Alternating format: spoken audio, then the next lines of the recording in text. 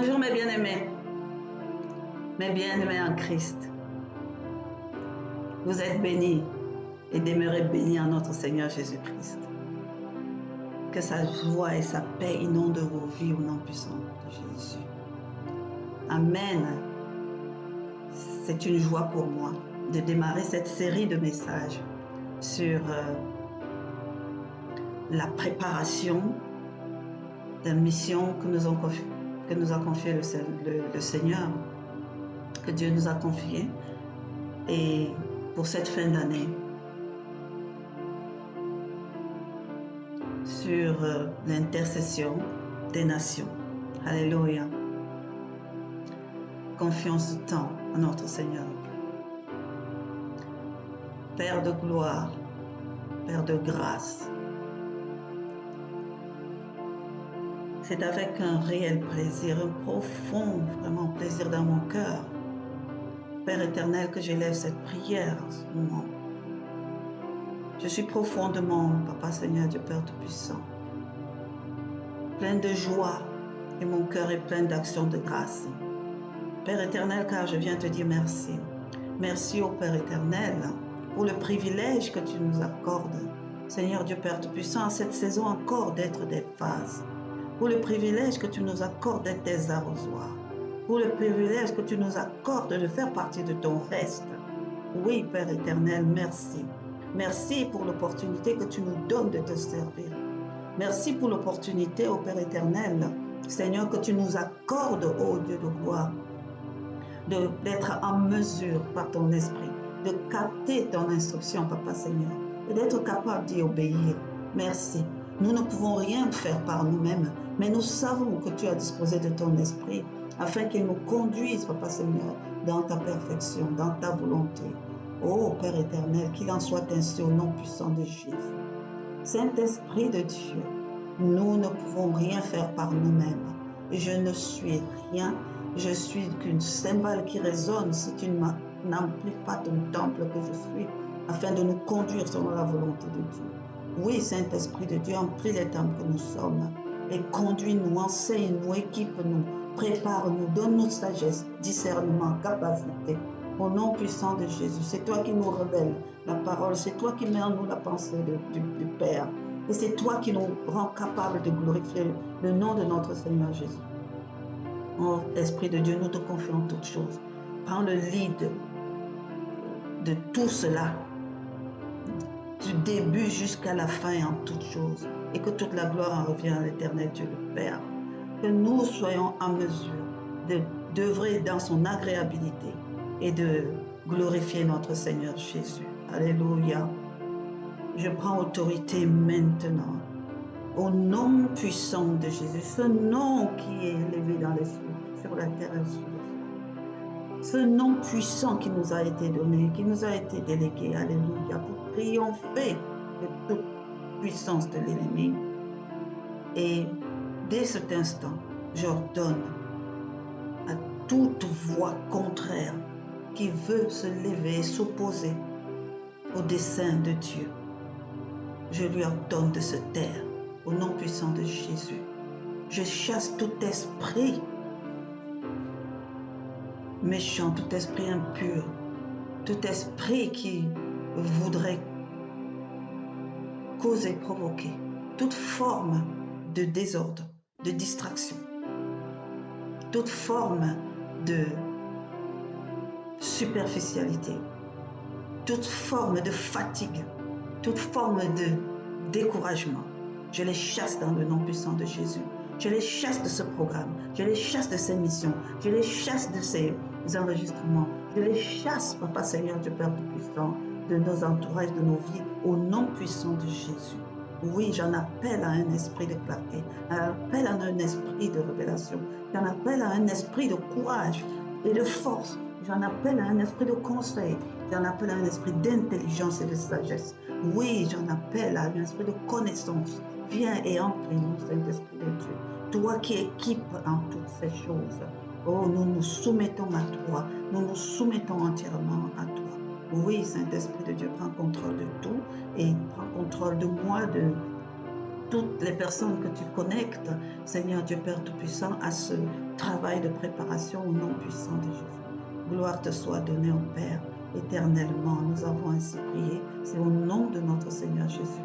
Papa Seigneur, que nous te levons cette prière, Père éternel, et que nous te glorifions.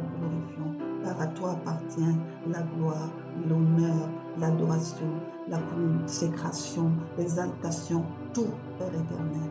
Reçois, Père éternel, nos prières. Dans le nom puissant de Jésus. Amen. Amen, amen.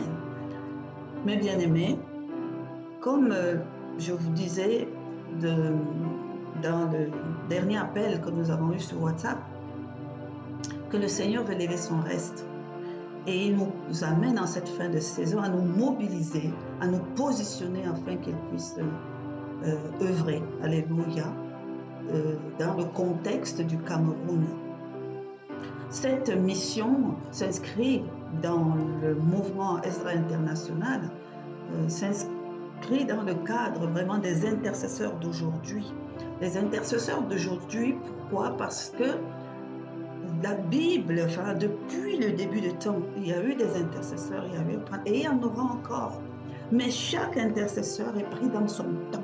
Les choses se passent dans son temps, dans le temps biblique, dans le temps de l'évolution même des desseins de Dieu.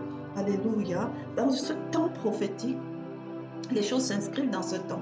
Et les intercesseurs, à chaque saison, à chaque époque, les intercesseurs doivent s'inscrire dans leur temps. Alléluia. Avant de pouvoir agir vraiment selon l'instruction du Saint-Esprit. Nous sommes dans le temps de la grâce. La Bible nous enseigne par rapport aux prophètes, par rapport à tous nos prédécesseurs, hommes et femmes de foi qui se sont engagés avec le Seigneur. Ils ont agi en leur temps. Et il y a des temps et des temps différents dans la Bible. En ce temps, nous sommes dans le temps de la grâce. Oui, nous sommes dans le temps de la grâce, mais nous sommes aussi déjà dans l'aube du temps de la fin. Alléluia, avec tous ces événements. Alors, nous nous inscrivons dans ce contexte. Amen. Et pour être efficace, nous devons être préparés. Je vous l'ai expliqué comme ça, nous devons être préparés. Nous devons laisser le Saint-Esprit nous préparer à l'œuvre que le Père veut faire. Parce que nous disons que nous faisons l'œuvre du Père. Nous disons que nous mettons à disposition du Père afin qu'il nous utilise. Alléluia, pour faire sa volonté et pas la nôtre. Donc, cela s'apprend aussi. Amen. L'objectif global de cette saison, de cette préparation jusqu'au au temps du séminaire et de la semaine qui est consacrée en décembre, nous en reparlerons. Nous avons 3 objectifs à atteindre. Déjà dans le temps de préparation, nous devons comprendre les notions. La notion des royaumes, la notion des nations, la notion des fondements, des piliers, des portes et des clés.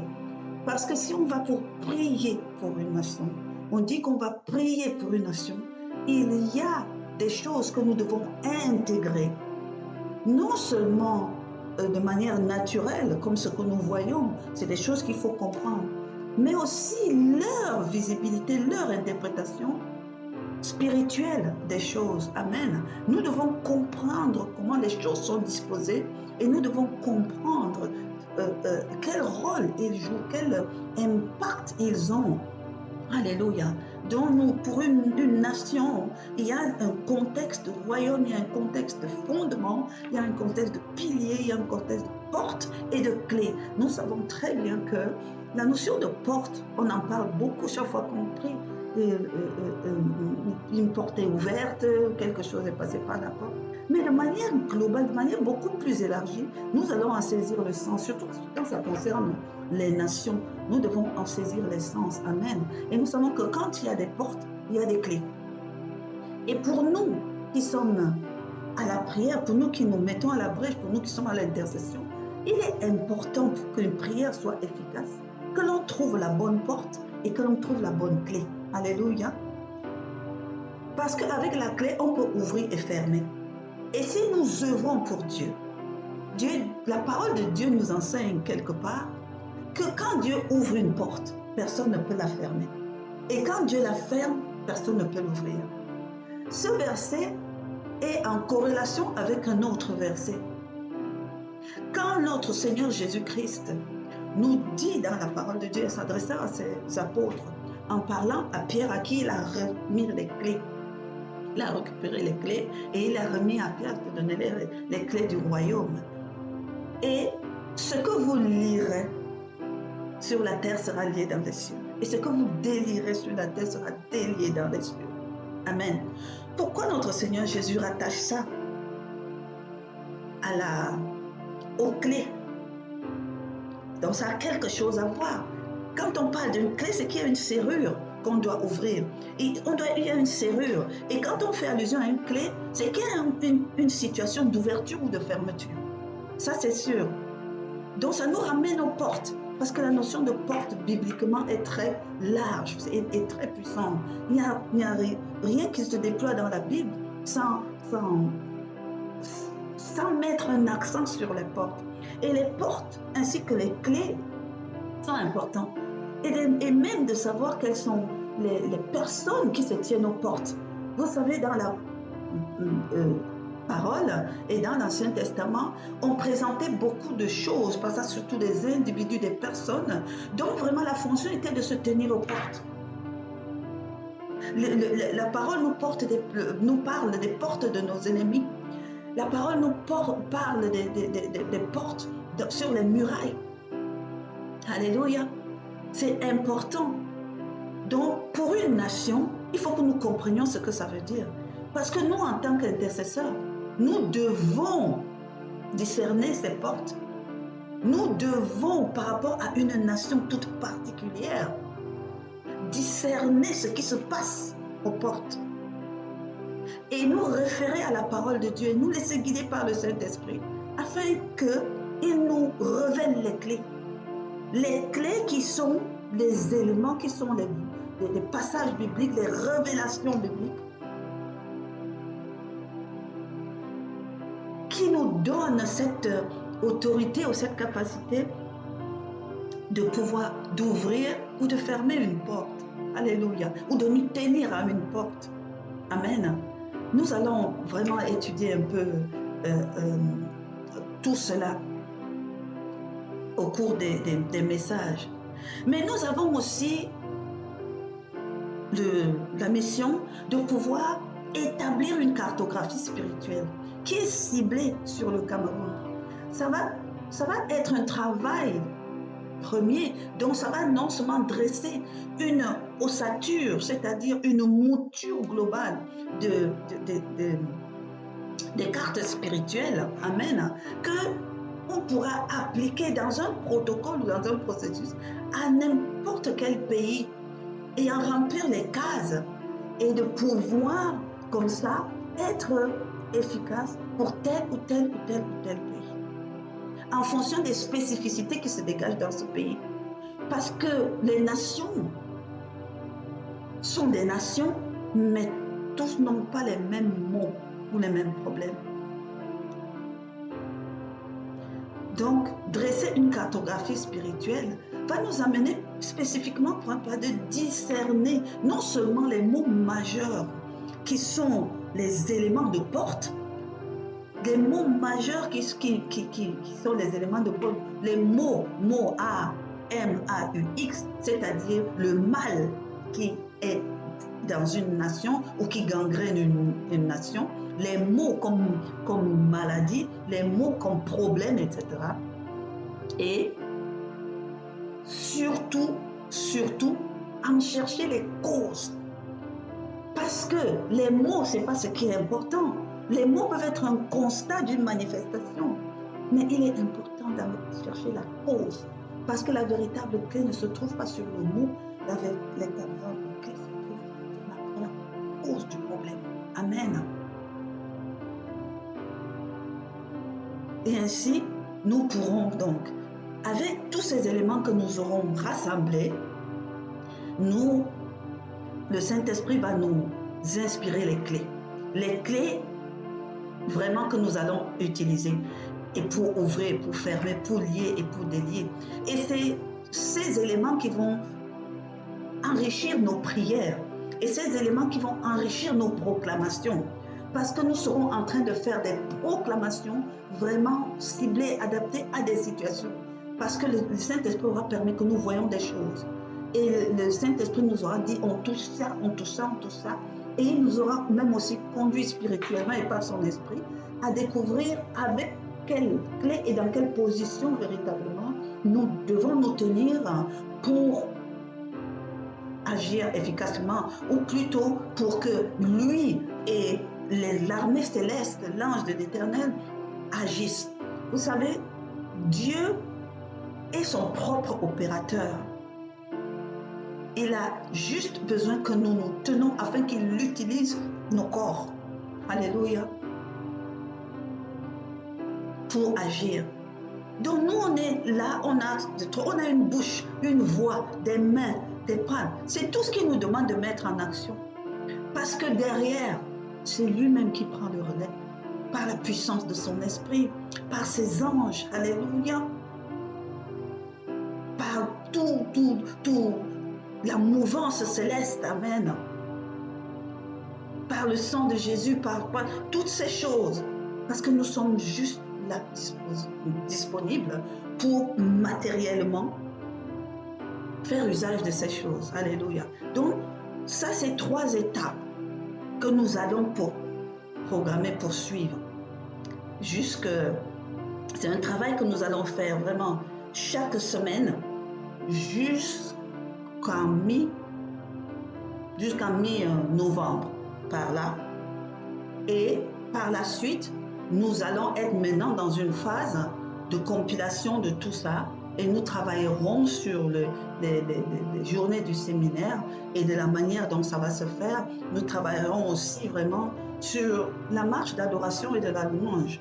Après avoir fini ces messages, nous avons un autre parcours par rapport au parcours de prière. Alléluia. On en reparlera à ce moment-là. C'est important.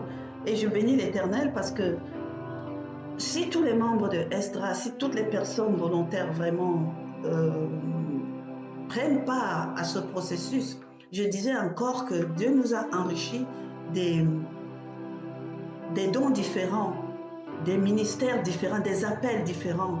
Et l'œuvre que il nous appelle à faire en cette fin d'année, vraiment implique tout le monde, implique profondément tout le monde dans ce que le Seigneur l'amène à faire. Donc, ma prière, c'est que le Saint-Esprit inscrive dans le cœur des unes et des autres l'intérêt nécessaire de le servir en cette fin d'année. Alléluia. Le groupe est créé, il y a au moins une trentaine de noms. Il y a des personnes plus anciennes, il peut y avoir de nouvelles personnes.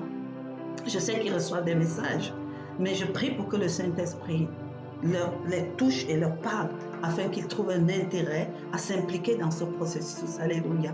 Dans tous les cas, même s'il n'y a que 2 ou 3 personnes disposées à faire partie du reste dans ce processus, ça va aller. On ira avec. Parce que ce n'est pas par notre force.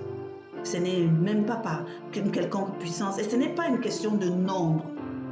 Car c'est le Saint-Esprit qui agit au travers de nous. Et même avec une personne, elle est capable de faire beaucoup de choses. Alléluia. Gloire à Dieu. Donc, mais avant de commencer à rentrer dans la notion de la nation, des piliers, des fondements et tout cela, l'Esprit de Dieu m'amène à préciser quelques principes à connaître ou à rappeler, en matière d'intercession, en matière je veux dire, entre guillemets, parce que c'est un mot que j'utilise très peu, combat spirituel. Amen. Lorsque nous nous positionnons dans nos prières, nous faisons une œuvre qui est spirituelle. C'est en esprit qu'on traite avec Dieu. C'est pas physique. Amen. C'est pour ça que je parle de combat spirituel, mais je préfère le terme d'intercession. Ça veut dire que nous nous positionnons afin que l'Éternel Dieu nous utilise. Amen. Par la mouvance de son esprit. Amen. Voilà. Donc, je vais rappeler quelques règles. Vraiment, c'était un rappel parce que je sais que je m'adresse, et comme je disais, je m'adresse aux personnes, pas aux bébés spirituels, je m'adresse aux personnes, vraiment aux femmes de foi, aux femmes d'action, aux personnes qui quotidiennement dans leur vie sont impliquées déjà dans des œuvres avec le Seigneur, aux personnes qui dans leur cœur ont la foi et désirent véritablement accomplir les desseins du Père, contribuer et être des canaux pour l'accomplissement des desseins du Père. Mais c'est bien de rappeler un certain nombre de choses. Amen. Quelques principes qui sont importants. On va aller en vrac comme ça. Le premier principe, c'est que la vie d'un enfant de Dieu est une vie de foi et de prière. Ça, c'est tout ce que nous appelons la vie chrétienne là. C'est la vie de quelqu'un qui a cru en Dieu, cru en Jésus-Christ, tout à fait, mais qui a la foi dans ce qu'il fait. Donc, il y a la foi qu'il faut cultiver.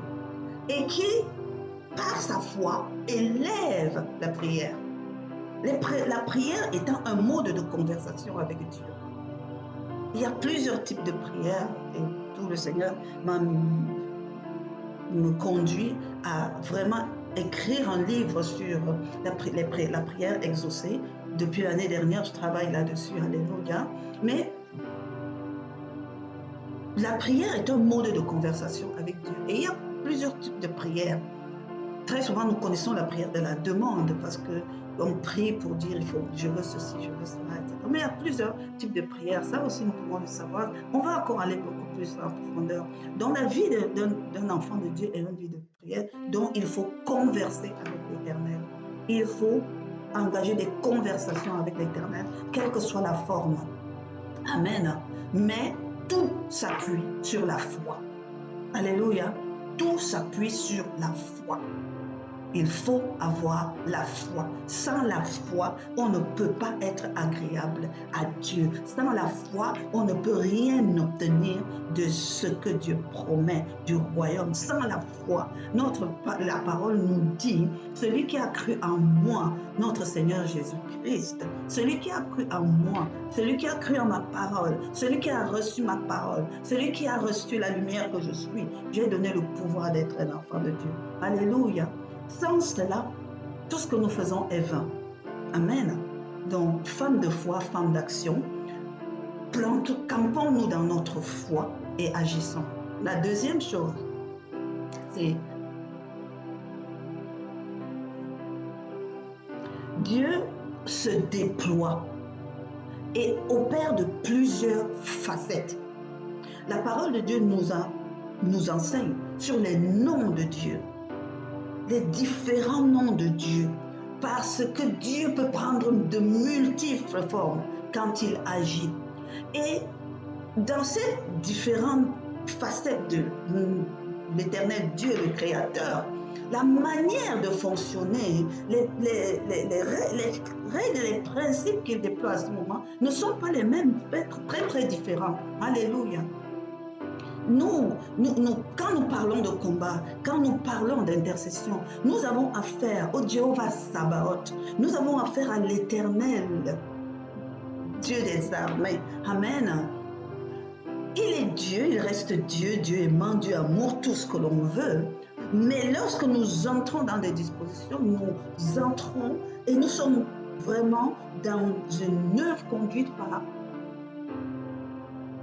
Jéhovah Sabaoth, par de Dieu des armées. Alléluia. Il opère. Amen. Et nous devons donc avoir une posture comme une armée. Nous devons avoir une posture comme une armée. Et une armée a ses règles. Une armée répond à des règles qui sont précises. Et c'est important aussi de savoir cela. C'est important quand on est dans une mouvance d'avoir la conscience de quelle facette de Dieu nous servons. C'est important. J'insistais aussi sur le fait que la Trinité compte dans notre foi et que beaucoup d'autres religions ont tant de peine à cerner cela ou à comprendre cela. C'est normal, ils n'ont pas l'Esprit de Dieu en eux. Dieu le Père, Dieu le Fils, Dieu le Saint-Esprit. Alléluia. Et sous ces différentes facettes, nous savons que ce n'est pas la même opération. Il se déploie différemment parce que c'est le Dieu le Créateur, c'est un Dieu qui délègue les choses. C'est un Dieu qui délègue. Amen. Gloire à Dieu. Donc, nous gardons en esprit que nous aurons affaire d'abord au Dieu des armées et qu'en différents cas, lorsque nous avons des clés, nous nous adressons par rapport et nous œuvrons sous la houlette de tel nom de Dieu ou tel nom de Dieu. Alléluia. C'est important que quelqu'un qui est en intercession intègre ces données dans son esprit. Amen. Parce que c'est ça aussi le positionnement. Pour savoir exactement, pour savoir être éclairé sur ce qui se passe spirituellement. Amen. Le troisième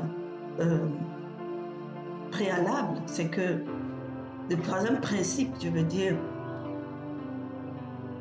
c'est que prier, ça s'apprend.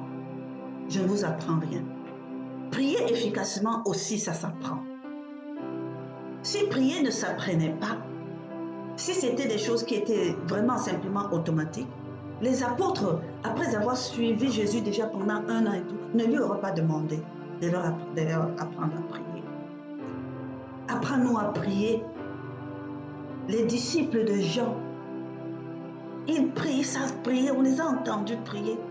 Rabbi, maître, apprends-nous à prier. Alléluia. Et si ce n'était pas à prier, notre Seigneur Jésus aurait dit à ses apôtres, mais non, il n'y a rien à apprendre, il n'y a rien de particulier à apprendre à prier là-dedans. Mais non, il n'a pas dit ça. Il a dit, écoutez, venez, recevez l'enseignement. Quand vous priez désormais, dites ceci. Alléluia. Alléluia. Moi, j'ai besoin, moi, j'ai envie que le Saint-Esprit nous enseigne dans tous les contextes comment prier. Amen. Comment prier dans tel cas, comment prier dans telle circonstance. Je ne veux pas ouvrir ma bouche pour taper n'importe quoi. Je veux que dans telle situation, s'il y a tel cas, Saint-Esprit, apprends-moi à prier, alléluia. Les mots que j'ai envie de prononcer, les proclamations que j'ai envie de faire, ça ne doit pas seulement venir de moi comme ça. C'est toi qui vas me dire ici, c'est telle proclamation, là, c'est tel sujet de prière, là, c'est tel axe de supplication. Alléluia. Donc nous devons apprendre ces choses. Et pour ça, il faut d'abord que nous nous nourrissons. Nous nous nourrissons de la connaissance de la parole. Nous nous nourrissons de la connaissance du contexte, de la situation. Parce que même quand on veut demander au Saint-Esprit, et quand on veut élever, poser un cas, on lui dit, voilà la clarté, voilà le trône, voilà ce que tu nous as permis de discerner, voilà ce dont on a conscience, ainsi de suite. Comment faire? Que dire? Et lui, il va nous révéler. Il va nous conduire dans des passages. Il va nous faire des révélations par plusieurs moyens. Moi, je suis sûre que nous sommes tous dans des femmes de prière, donc chacune a des méthodes de sa conversation avec le Saint-Esprit. Et chacun a sa moyen de recevoir du Saint-Esprit quelque chose. Amen. Quand nous mettons tout ça en commun, on est riche. On est riche. C'est pour ça qu'on parle d'une armée. Alléluia. Parce que dans une armée, amen, chaque soldat tient son arme. Il y a ceux qui ont les fusils, il y a ceux qui ont des fusils qui ont des pointes devant parce que de loin ils peuvent. Il y a ceux qui tirent de loin, les tireurs d'élite. Il peut même avoir ceux qui ont des flèches, ils se tiennent loin, ils visent bien, etc. Il y a ceux qui conduisent des chars. Il y a des pilotes d'avion. Il y a tout ça, c'est dans l'armée. Alléluia. Il y a même ceux qui sont dans la cuisine parce qu'ils doivent savoir le bon repas qu'ils doivent prendre. Ils sont dans l'armée aussi. Il y a de tout. Parce que le Seigneur a besoin de tout. De tout ça. Amen. Et si nous tous nous impliquons là-dedans, nous recevons à foison, on est riche et nos prières sont efficaces. Nos prières sont vérité. Nos prières sont comme vraiment des flèches enflammées que nous tirons. Alléluia. Gloire à Dieu. Gloire à Dieu. Le quatrième principe, c'est que on ne va pas en bataille sans être préparé. C'est ce que je disais tout à l'heure. On ne va pas en bataille sans connaître l'ennemi. On ne s'aventure pas sans s'être apprêté, sans avoir apprêté son propre plan de guerre, ni affûter ses armes. Et ce temps de préparation, c'est le temps qui nous est nécessaire pour apprendre à connaître l'ennemi, l'adversaire, je préfère dire l'adversaire, pour apprendre l'adversaire vers lequel nous allons, et aussi pour préparer notre plan de guerre, et pour affûter nos armes, et nous positionner. Alléluia. C'est important.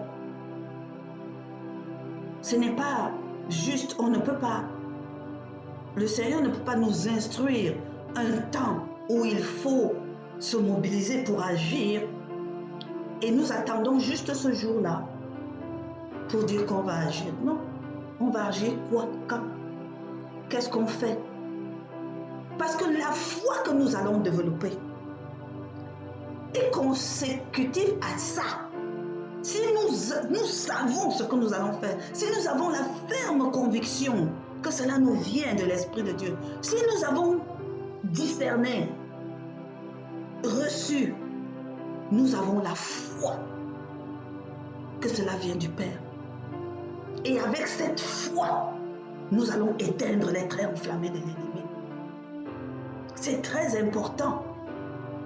Préparer son bouclier, c'est quelque chose de fondamental pour un soldat qui part en bataille.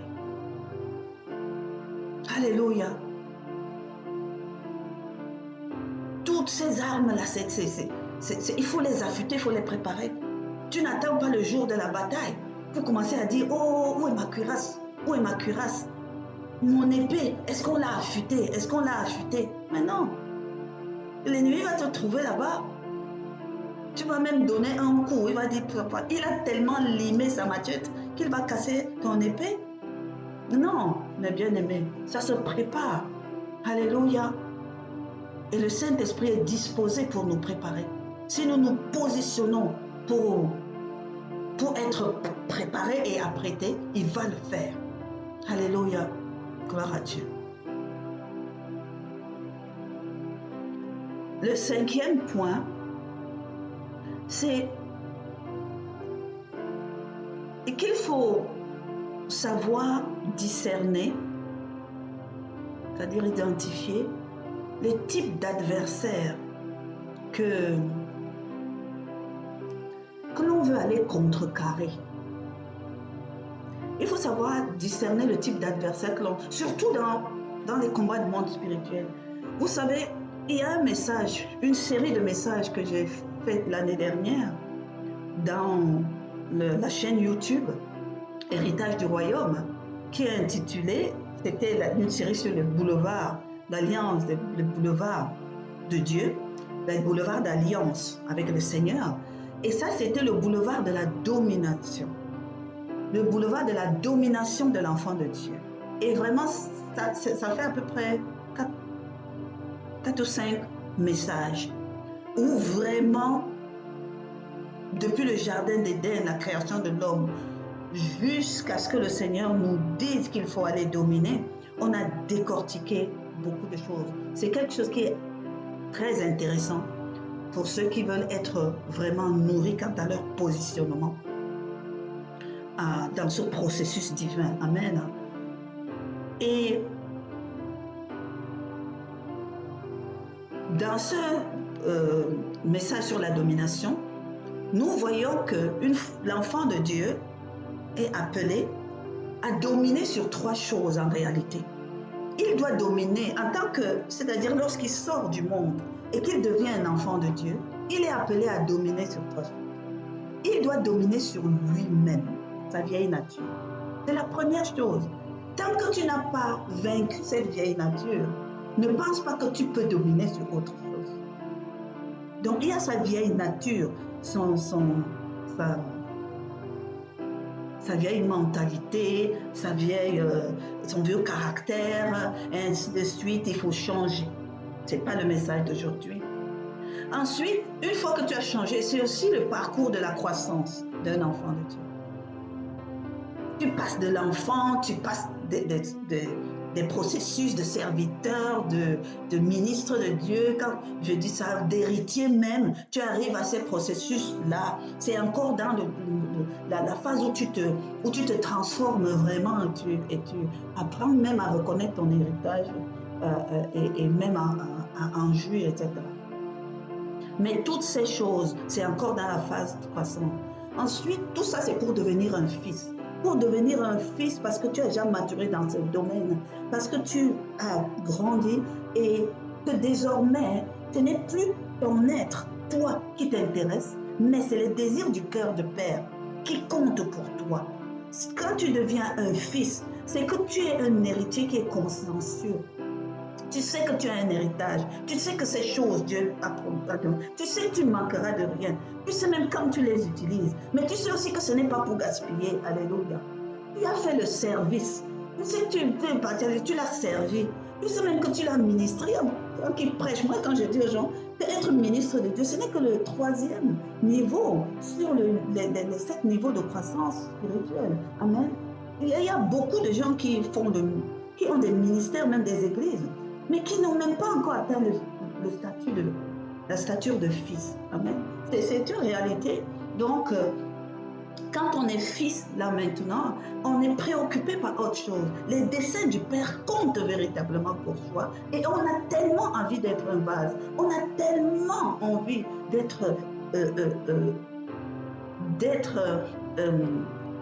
comme on dit, participant à la nature divine. On a tellement envie d'être représentant de Jésus-Christ quelque part. On a tellement envie de désir de cœur. Tes prières sont axées vers ça. Alléluia. Et à ce moment-là, quand tu es un fils, tu es appelé à dominer sur le monde. Tu domines sur le monde parce que c'est une confrontation de mentalité, de caractère, etc. Parce que toute la création attend la manifestation du Fils. Alléluia. Pour sa délivrance et pour tout ce reste. Donc tu es appelé à dominer sur le monde. Donc il faut aiguiser la manière d'être, aiguiser la manière de faire, aiguiser la pour ressembler à Jésus-Christ dans sa nature. Amen. Pour ressembler à Christ dans sa nature, pour que Christ reflète et rejaillisse en toi. Et c'est avec ça que tu vas pouvoir catcher, prendre dans le monde pour amener dans le royaume. Alléluia. Et le 3e niveau où l'enfant de Dieu est appelé à dominer, c'est sur le royaume des ténèbres. Et ce niveau, c'est un niveau de disciple. Quand je dis ça, les gens me disent, quand je dis ça, certaines personnes me disent, mais une fois qu'on a cru, on est disciple. Je dis non. Une fois qu'on a cru, on n'est même pas en train de suivre Jésus. Une fois qu'on a cru, justement, on est dans le royaume. Mais le royaume, Jésus-Christ nous disait que le royaume, on peut le voir ou le royaume, on peut y entrer. Et j'ai expliqué dans ce message que voir le royaume, c'est que tu es enfant de Dieu, tu es assis en Christ, tu es assis et tu vois, tu deviens un spectateur des choses du royaume de Dieu. Parce que tu n'y participes pas, tu n'es pas un acteur, tu es un spectateur et tu vois les choses, elles sont belles. Tu vois la mouvance du Saint-Esprit, tu vois les ondes, tu vois tout ça là, mais à ta position assis, c'est pas mauvais d'être assis. Il faut être assis et se déployer. Quand on est fils, on commence à marcher. Quand on est fils, on veut participer à cette mouvance. On veut participer à ces activités. Alléluia. Et on marche. Amen. Et on marche. Amen. Et on marche dans le monde. On marche. Et on agit. Et on laisse agir la lumière de Christ en soi. C'est une étape. Mais cette étape se poursuit encore. Lorsque, à la limite, tu es à ce moment, et que Fils l'Éternel te gratifie de sa grâce et te dit, suis Jésus. Il faut marcher derrière Jésus pour devenir un initié. Donc, quand on parle de disciple, quand on parle qu'on est disciple de Jésus, c'est qu'on est passé à l'école de Jésus. On est passé comme les apôtres ont été les disciples, ils ont été nourris, initiés, le maître les a nourris, le maître les a chargés, le maître les a enseigné les choses, le maître jusqu'à en faire d'eux des amis. Alléluia. En disant, vous êtes désormais mes amis parce que je vous ai transmis tout ce que moi j'ai reçu du Père. C'est un parcours initiatique. C'est un parcours de disciple-là. C'est une manière d'agir comme Christ. C'est une manière de porter les desseins et d'agir selon la tactique de Jésus-Christ, selon les méthodes de Jésus-Christ. Lorsque nous voyons, on dit, il y a un maître et puis son disciple dans les arts martiaux, par exemple. Ce n'est qu'un exemple que je prends, mais la compréhension est pareille. Ou vraiment, quand vous voyez un maître de stage qui prend son étudiant comme ça et pendant 2 ans, 3 ans, la mène à être aguerri pour qu'il reçoive sa capacité d'agir à ce niveau de professorat, d'agir à ce niveau de doctorat, d'agir à ce niveau de... C'est ça aussi.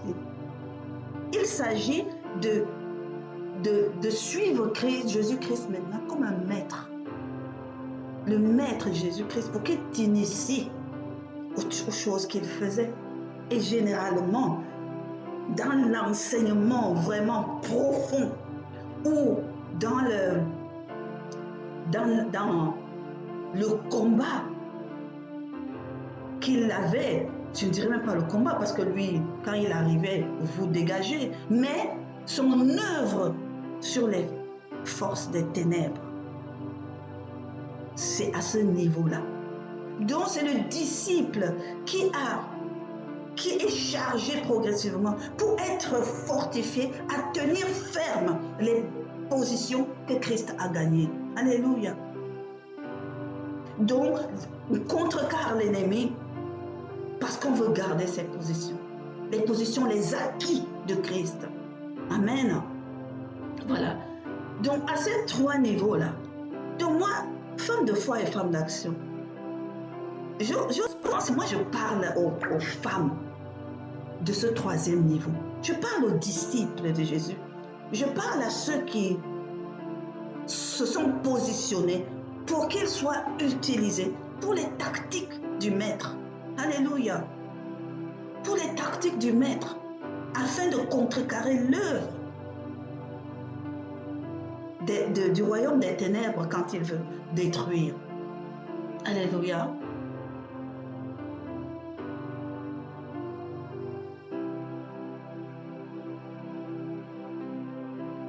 Et j'insiste ici sur le terme contrecarrer. Moi, je dis, nous sommes appelés à contrecarrer l'œuvre de l'ennemi. Ce ne sont pas... Nous faisons une action de défense. C'est la défensive. Celui qui attaque, celui qui agresse, c'est Satan et sa horde. C'est eux qui veulent prendre quelque chose par force. Nous devons être conscients que nous nous positionnons sur un terrain qui est à nous. Alléluia. Sur un terrain qui est à nous. Parce que Christ l'a gagné à la croix. Et il nous l'a délégué pour œuvrer. Mais l'ennemi qui veut détruire, tuer et tout, lui ne s'arrêtera pas de s'agiter. Et il veut venir planter ces choses. Donc nous contrecarrons ces œuvres. Nous tenons ferme à la défensive. Mais nous tenons ferme dans la victoire. Parce que nous défendons et nous protégeons nos acquis. Nous ne partons pas pour acquérir quelque chose. Quand nous nous levons pour dire que non, je vais aller acquérir ceci que l'ennemi m'a pris, il faut bien comprendre que ne va pas au combat quand tu as perdu quelque chose. Reviens t'asseoir en Christ et retrouve un positionnement. Parce que si l'ennemi réussit à te prendre quelque chose, cela signifie fortement que tu as dérivé de ta place assise en Christ. C'est-à-dire ton positionnement, il faut le reviser. Il faut réajuster ton positionnement en Jésus-Christ et dans le royaume.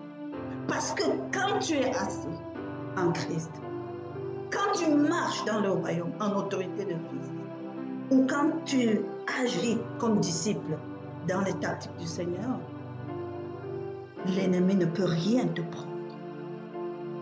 Parce que Christ les a acquis, lui. Alléluia. Il faut se dire ça. Tu vas d'abord t'asseoir en Christ, tu reviens dans un positionnement avant de te lever. Amen. Parce que quand nous nous levons, nous positionnons, ce n'est pas nous qui combattons. Alléluia.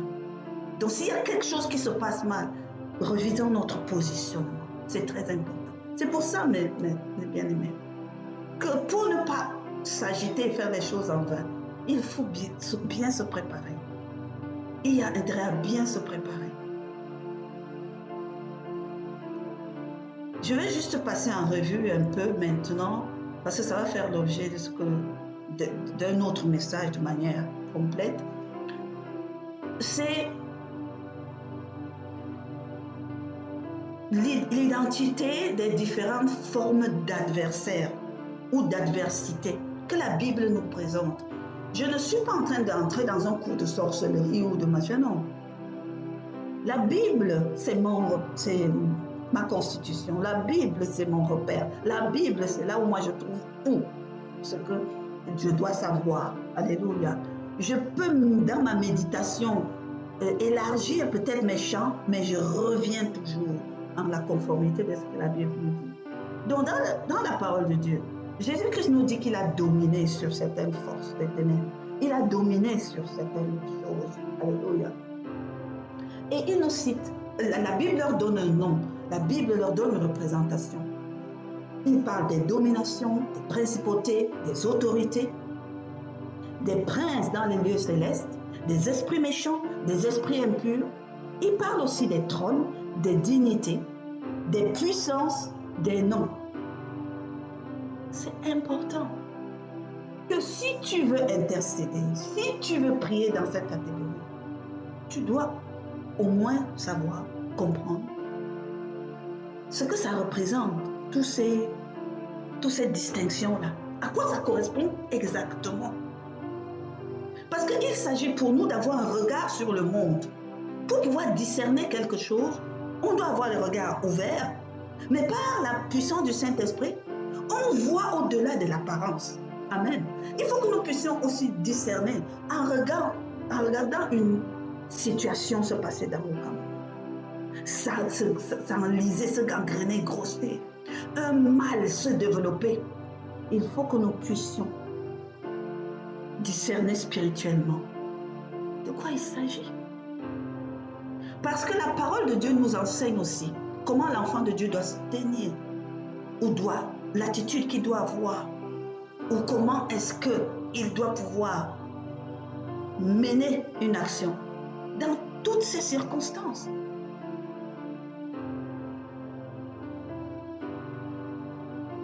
Comment fonctionnent les dominations? Quelles sont leurs prérogatives? Et comment est-ce que de la position de l'enfant de Dieu dans la Bible, on peut contrecarrer ça?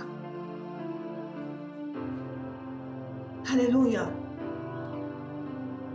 Nous allons développer ça dans un autre message, je crois le 3e qui est positionné. Alléluia. Parce qu'il faut que nous ayons tout ça avant d'aborder les portes. Mais il faut que nous ayons déjà d'abord le contexte de la nation, le contexte des fondements, des piliers, etc. avant d'aborder les portes. Mais nous, ça va vraiment nous enrichir. Ça va vraiment nous enrichir, mes bien-aimés. Je vais arrêter ici, mes bien-aimés, ce message, premier message, parce que ça va faire presque 1 heure. Et nous allons poursuivre avec quelques notions encore sur le message prochain. Et vraiment, je vous dis shalom et je vous invite vraiment, je vous exhorte à écouter ce message entièrement, à préparer des questions euh, parce que à nos appels du lundi, nous vont désormais servir à répondre à ces questions et rentrer un peu au fond des choses sur les points que nous avons soulevés. Amen. Donc, soyez bénis, demeurez bénis et vraiment à très bientôt. Père éternel, merci, merci au Dieu de gloire, Papa, merci Saint-Esprit, Alléluia, pour le lead que tu as pris pour ce message au nom puissant de Jésus. Merci pour toutes choses et nous continuons de te confier, Alléluia, tout ce processus, Saint-Esprit de Dieu, afin que tu nous maintiennes dans l'agréabilité du Père, afin que tu nous maintiennes en alignement à son trône. Alléluia, que tout en nous glorifie notre Seigneur Jésus en toutes circonstances, que toute la gloire en revienne à l'éternel Dieu. Amen, amen, amen. Au nom puissant de Jésus.